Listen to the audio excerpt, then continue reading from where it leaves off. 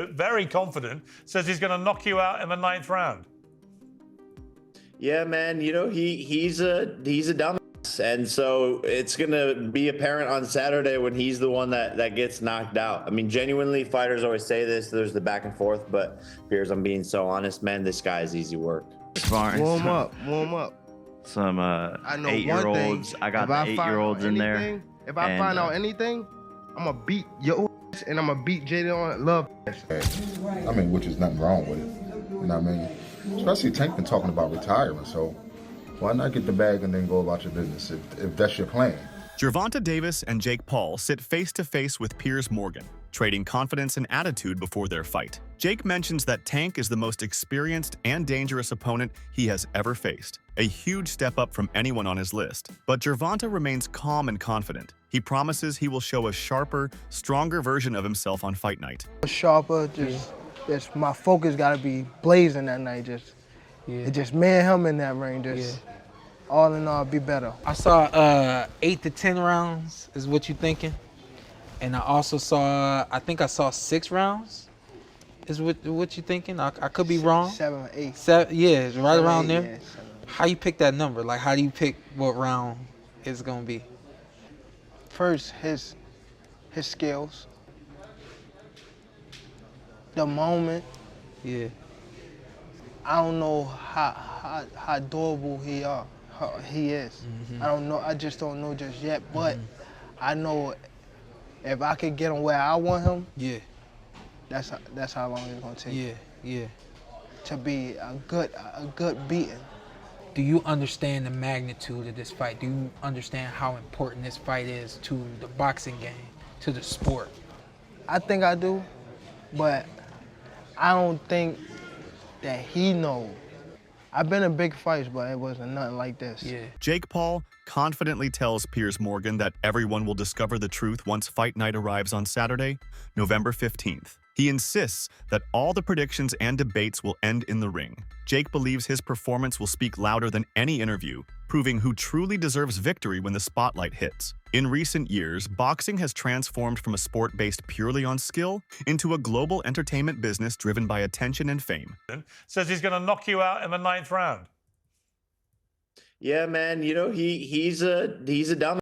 And so it's going to be apparent on Saturday when he's the one that gets knocked out. I mean, genuinely, fighters always say this. There's the back and forth. But, Piers, I'm being so honest, man, this guy is easy work. Emiliano Vargas believes Jake Paul fully understood this shift before anyone else. Instead of starting with a long amateur career or seeking Olympic achievements, Jake created his own audience first. By bringing social media influence into boxing, he unlocked massive paydays regardless of ranking or titles. Many younger fans now follow storylines, drama, and trash talk more than traditional boxing accomplishments. Vargas feels this is a disadvantage for fighters who have spent their entire lives training to reach the top. Legends of the sport often needed decades to secure major fights, but one viral moment can give newcomers instant spotlight today. Even though this new model brings excitement and fresh viewers, Vargas warns that the true meaning of a champion, honor, skill, and hard-earned respect, should never be forgotten. To me, non-basketball terms, just such a funny internet game, but explain this to me like a third grader.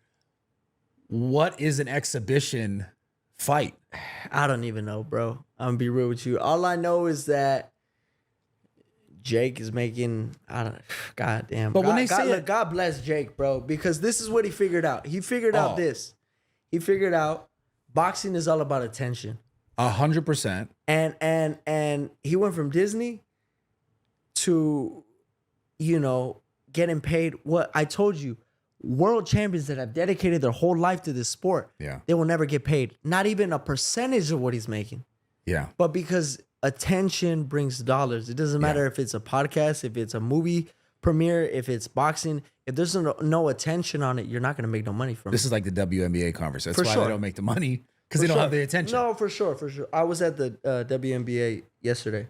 That shit was lit, bro. It was lit? I was chopping it up with Floyd was there. It was good? People they won by like, I think 1 or 2 points. But I was standing up and I was jumping in, you know, it's the finals though. Yeah. It's the finals. So, all that aside, I just feel like Gervonta could crack though, bro. Oh, of Gervonta course. could crack. I mean, So this is what I want He's sparred light heavyweights and heavyweights before. Like, this ain't nothing new. Even taller guys. For sure. Yeah, so what I really want to ask you in regards to that fight is, like, obviously someone like Gervonta is not, in his mind, he's not going to go out there and look stupid, no matter how it goes. Right. No, he's not. But that's what when I see it's an exhibition fight, I'm like, what does that mean? And you can still get knocked out. You know, I feel like that means there's not going to be no winner. No effect on the record. Yeah, that's exactly what it means. But you could get knocked out. So you don't think, because, like, you know, the beef now is like, this shit's the WWE. That's what people say about boxing. I mean, like, you're completely right about Jake and what he's done. It's insane. Yeah. But he'll get the WWE. Oh, this is just like, what is this? Do you see it that way? God bless him, bro. God bless. Hey, call my fights WWE fights, whatever you want to call it.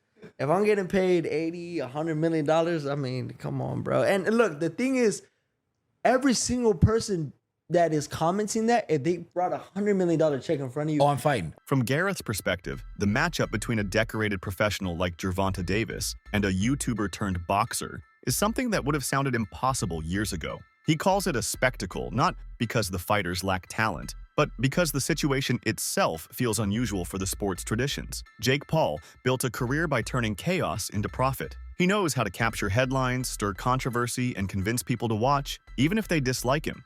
Gareth believes that this freak show is exactly why the fight exists. Jake continues proving that attention can create opportunity. Some longtime boxing fans feel uncomfortable with this direction, but others see it as a new era where entertainment and unpredictability rule. Love it or hate it, Jake's influence has become impossible to ignore. Marry up all this. Well, there's an end game and a bookend to what Jake Paul's doing, and I think he's getting very close to the bone with this one because it doesn't really work.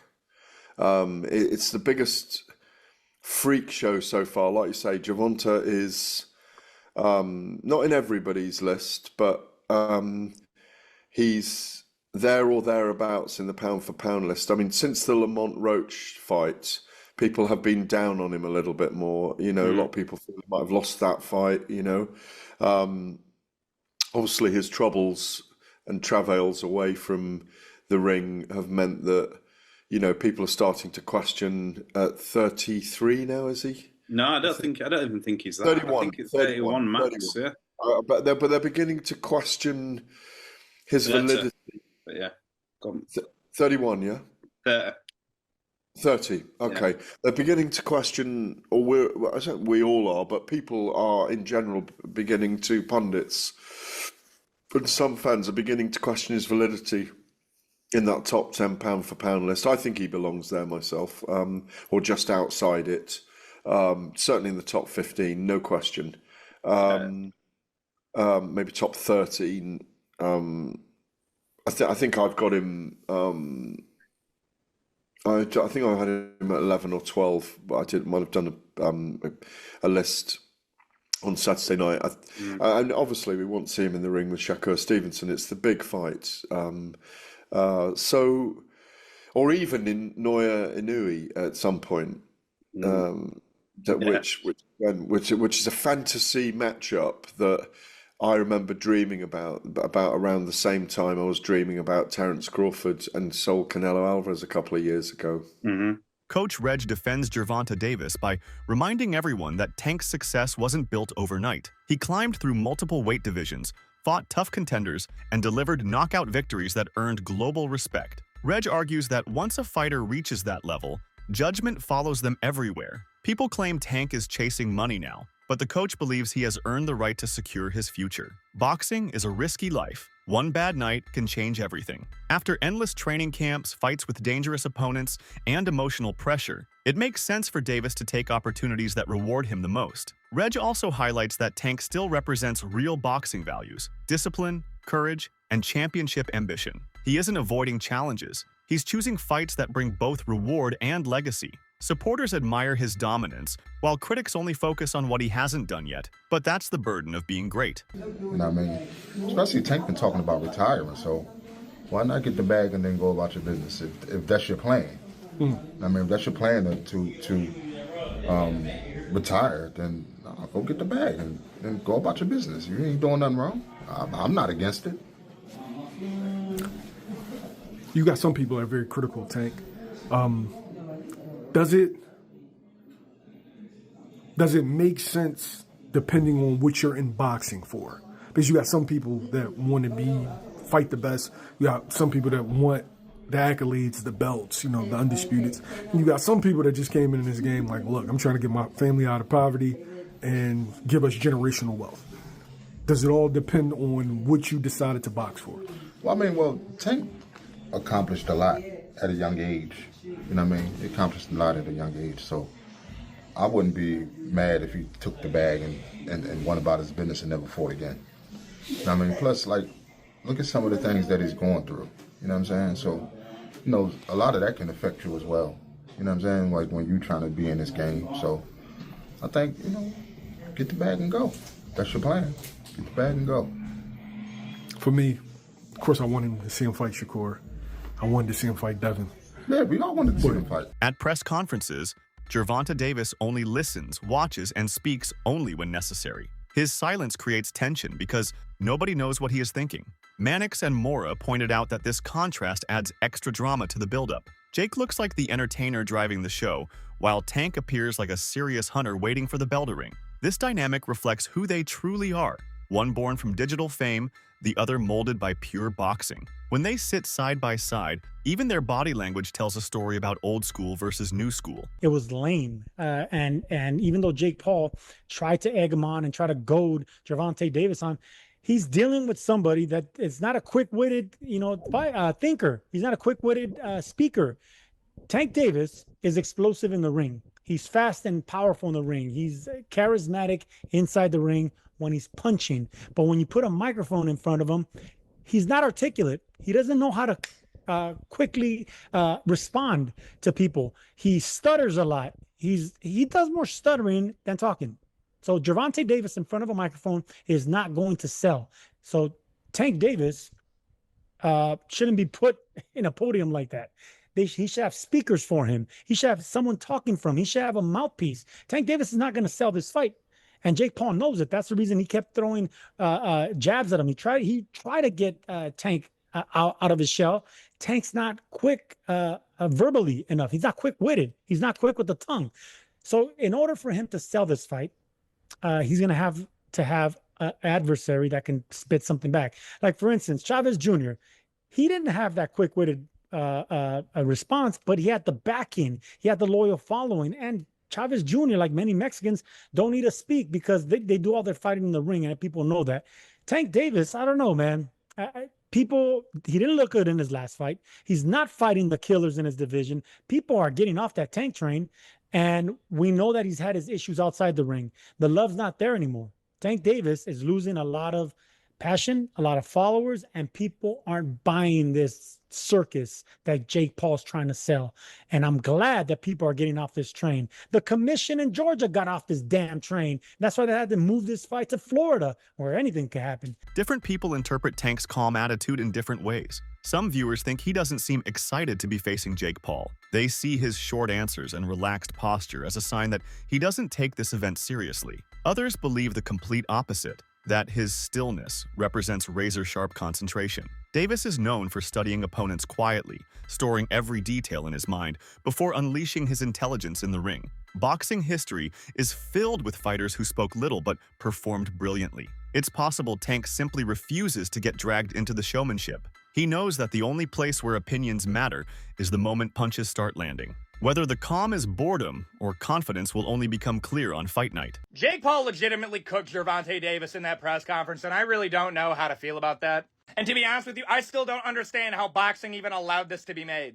Like, I don't. Like, dog, this is not an overstatement. Like, literally one of the core pillars holding up boxing is this literal, like, fake superiority complex that they have over literally every other combat sport. Despite literally being the least effective main combat sport there is. Brother, kickboxing, Muay Thai, Brazilian Jiu-Jitsu, wrestling, brother, I put judo over I put boxing. In terms of practicality of combat, oh yeah, 100%. Brother, if Jake Paul makes it competitive against Gervonta Davis, I'm looking at this like, brother. Oh, well, weight difference, brother. Gervonta Davis has been training his entire life. I'm sorry, bro. It's bad enough that the fact that if this was under any other combat sport, this would literally be like one of the most one-sided matchups of all time. And it wouldn't be in favor of Davis. No, dog, if you did this under an MMA rule set, oh my gosh, bro, Paul cooks Gervonta. It's not close at all. Like round one finish level.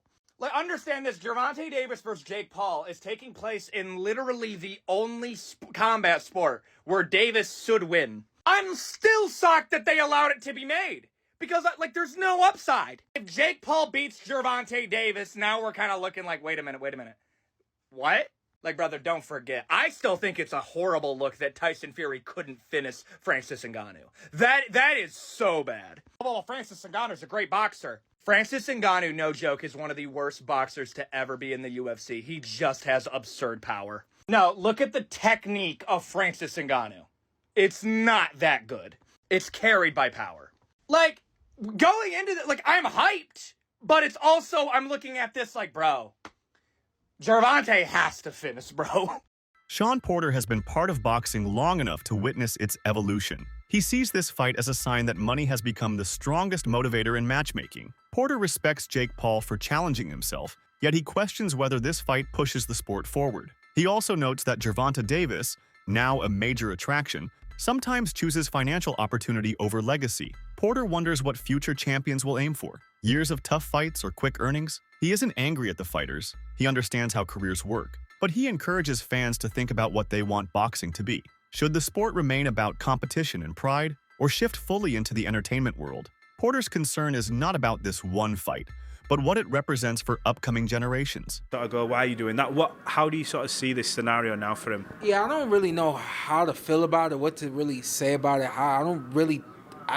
I've only been asked this when it's presented to me. That's when I think about it, and I can't really come up with a good answer for it. In a lot of ways, it doesn't make sense to me. Of course, we know the size differential, and the list goes on from there. I don't know, man. I think we're entering a generation now, or a phase now where fighters, I don't know if it's fighters, I don't know if he doesn't care about the legacy, or if he feels like this fight doesn't matter, I'll get back to the legacy. I just don't know. This is truly not, it's not a legacy fight, but of course it is a generational money fight. Analysts who follow Davis closely argue that his path shows a consistent pursuit of greatness. Every big fight he has taken has pushed him to prove something new. They believe that even if money plays a role, Tank always enters the ring aiming to show he is the superior fighter. His silence in the press conferences isn't arrogance. It's a reminder that boxing is decided by skill, not speeches. Analysts think that after years of success, Davis wants his name mentioned alongside the greatest in the modern era. He knows one poor performance can destroy years of achievement. That pressure forces him to prepare with intense focus. Legacy requires more than viral fame. It requires a career full of defining moments. Tank is chasing exactly that. If you're sitting on that toilet and that stool ain't brown or green, if it's red, go to the doctor. Yeah, for sure. But again, Tank Davis and Jake Paul, they fight in November. I personally have Tank. You know what I'm saying? I just don't, because Tank is a little different. He ain't like them other niggas who took a fall. Tank ain't finna take no fall, bro. That's what I think too. I think like, bro got a reputation to maintain. He ain't about to just, you know what I'm saying, sign a deal just for some money. Just for some bread. I ain't like, it's about the money though, for sure. For sure. But I'm not about to. But what they get, like 20, he got like 20 million? But yeah, 20, I ain't gonna lie, Tank probably get 20, 30, 40. I don't know. Tank need to get more than that, because it's bringing Jake Paul more money than, you know what I'm saying? Anything, but you know, Jake Paul putting up the purse, he putting up everything. Oh, okay. He paying for promotions, he paying for everything. So he getting all whatever he get. You know what I'm saying? So hey, I think it's a 60-40 cut or something like that. I ain't mad at that. So it's like you getting 40%, and you all got to do is show up and fight. No, facts. That's all you got to do is show up. Facts. And then 9 times out of 10, you know what I'm saying, it's gonna be what, a draw. No, Tank gonna knock his. Well, you think so? Let me not speak too fast, but I know Tank. I pray And I think I know that Tank is going to beat him up.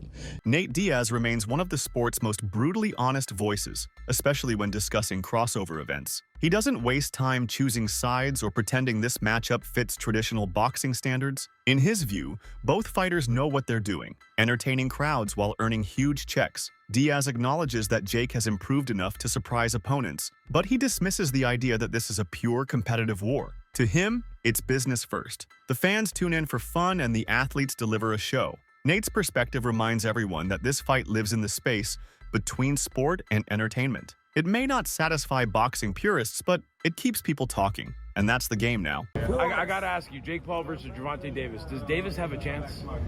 Gervonta is a great boxer, but he ain't gonna be. So you got Jake Paul by knockout, or? No, I don't got anybody, but I don't think he's just too small. It just.